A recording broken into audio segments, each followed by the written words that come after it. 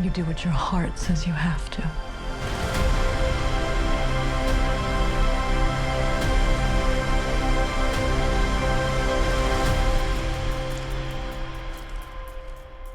What was your favorite part?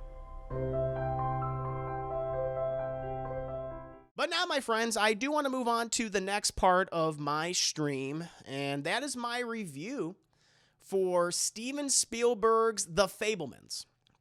To be honest, as you guys know, I was not the biggest fan of the marketing for this film. It came across kind of schmaltzy and saccharine, chat. However, before I go into more details, just kind of my overall opinions on Steven Spielberg as a filmmaker, both past and present, I just kind of want to give you an idea of what the film is about. This movie, which is, leading the award seasons, Chad's getting nominated, a lot of people's, best of lists and that kind of thing. But it is a sort of semi-biographical story that's based kind of loosely on Steven Spielberg's, upbringing and life, and, when he was trying to be an aspiring filmmaker throughout his teenage years and early adulthood. It's also focused on his dysfunctional family and his various friendships and, first loves, during that period of time in the 50s and in the 60s. Before I kind of go into the film itself, I did want to share my opinions on, Steven Spielberg in general as a filmmaker. He's made some of my favorite films, some of my favorite movies of all time. And I don't think this is controversial to say, but I think he's perhaps the most or one of the most influential filmmakers of the 1970s, 80s, and all the way up into the 90s, chat. I mean, my top 10 list probably has several of his films. I mean, Raiders of the Lost Ark, Jurassic Park, easily in my top 10. Probably a few others of his in my top 20. I mean, even if they're not in my top 10 or top 20, films like Jaws and E.T. the Extraterrestrial. I mean, just Indiana Jones, trilogy. Schindler's List, Empire of the Sun. I mean, you can pick and so many Steven Spielberg films and say that they're your favorite or some of your favorite films. And I'm like, yeah, I totally understand it. They're great movies. However, modern Spielberg, is very different from past Spielberg. I think in the last 20 or so years since the kind of early 2000s, I think everything after Catch You From Where You Can, he's become, in my opinion, more wistful, more melodramatic and unfocused, and certainly more so throughout the 2010s. And listen, I'm not saying not every filmmaker is you got to be on it completely for the rest of your career. Of course, that's not always going to happen. A lot of filmmakers, they have periods of their career where it's wow, they just had banner after banner after banner. They produce all this great content. I think it's ridiculous to expect them to keep up with that type of output. I mean, I don't know if there's a single filmmaker out there who's ever been that way. They've had their periods of time, and 30 years of Spielberg producing some of the greatest movies, during those respective decades. I mean, that's an incredible achievement, one that will be celebrated, one that will be talked about for the end of time. I mean, he changed. He was one of the major people that changed the way films are made. He's inspired multiple generations of filmmakers. There's no doubt about that. But I just do not think he has been as good as he used to be within the last 20 years and certainly within the last 10 years. And with the Fabelmans, I think it's sadly more of the Steven Spielberg, the more modern Steven Spielberg that's on full display with this movie. While I personally just kind of find the idea of an intimate documentary or very grounded biographical film about Steven Spielberg interesting, this is a film that feels very broad and too sentimental in its depictions of the events and the people surrounding Spielberg's life and upbringing.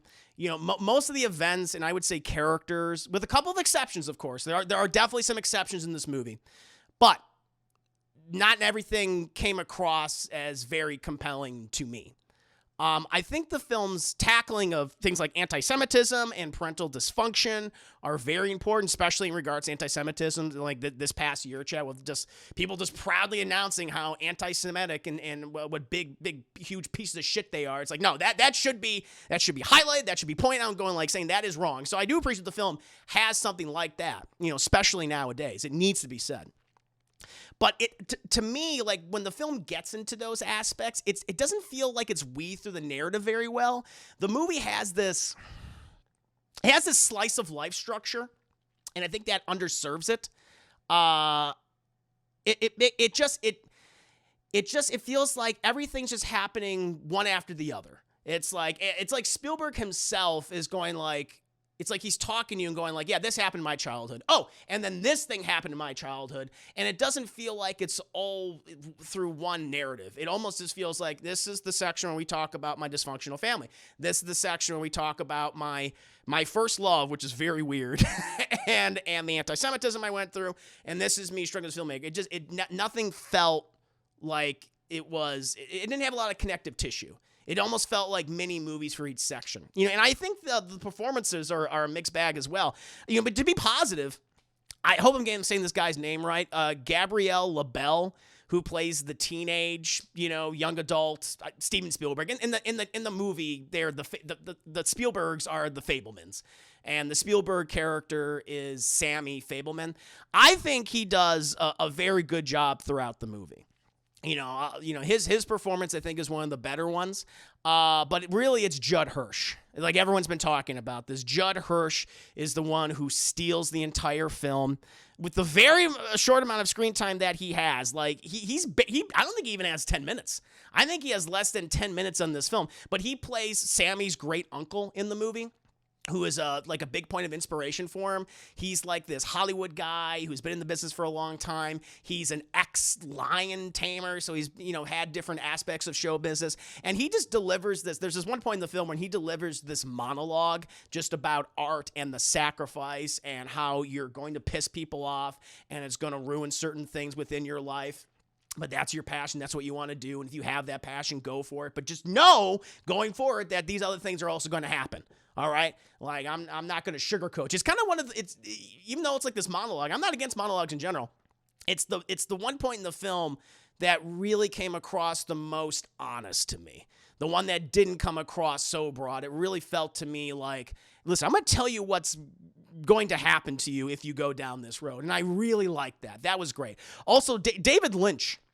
David Lynch has a very small role as filmmaker John Ford in this, who's a big inspiration to Steven Spielberg. He has very little screen time, but his performance is hilarious. It's very fun. And apparently, like allegedly, the reason why he picked the role, or he agreed to do the role, he said, "I will do this, but you have to have Cheetos. You need to have a bowl of Cheetos in craft services on set." And Steven Spielberg went, okay. And then he did the fucking role, which I thought was very amusing. But he's great. He has a great scene that's kind of towards the end of the movie. In terms of the rest of the cast, other people like Paul Dano and Seth Rogen, I think are good. And what they're given works. They're competent. They're competent. Nothing to me about the performances kind of stands out, but they're good. They do what they need to do to propel the narrative forward for what it is. But this is going to be I don't know if it's going to be a controversial opinion, because I know right now everyone's praising this person. They're saying that they are the heart and soul of this movie and they're the reason why it works. I'm sorry, but it's Michelle Williams as Mitzi, who plays the mother of Steven Spielberg. And by the way, like Paul Dano plays like the father.